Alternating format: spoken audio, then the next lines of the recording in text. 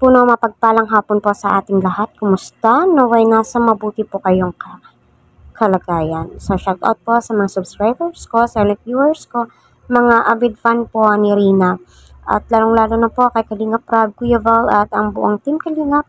Huwag po natin skip ang kanilang ad. So, kahilingan ni Pinyel ay matutupad na.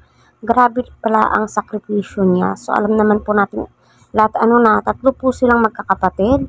At siya po ay pangalawa. So, sinakripisyo po niya ang kanyang pag-aaral upang matulungan niya ang kanyang tatay, maalagaan niya ang kanyang tatay dahil nga po may sakit po ito at matanda na din po.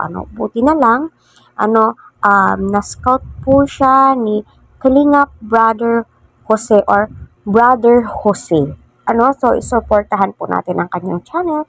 Subscribe po natin para sa ganun ay makatulong po tayo sa mga na-scout po nila na nire-refer po niya kay Kalingap Rab. So, matagal na daw po ito na nire-refer kay Kalingap Rab pero napakalayo sa Sorsogon. So, deserve po ni Pinyel na matulungan kasi nga mas priority niya ang kanyang tatay, ang pag-aalaga niya kasi nga sinabi niya dyan na ang pag-aaral, andyan lang yan. Yes, andyan lang talaga yan. Pero iba po talaga kapag may natapos. Alam naman po natin, kagaya ng sinabi niya, sinakripisyo niya para maalagaan niya ang kanyang tatay. Napakalaking bagay po yun. Di po yun basta-basta. Kasi yung iba, kagaya ng sinabi ni Kalingap Rab, pinapabayaan na lang, walang pake. Ang hirap, kung tutuusin, yung mga nararanasan ni Pinyel, which is, hindi na sana nararanasan. Pero alam naman po natin, wala pong ibang tutulong sa tatay niya, kundi siya. Kasi siya na lang po yung inaasahan ng kanyang ama.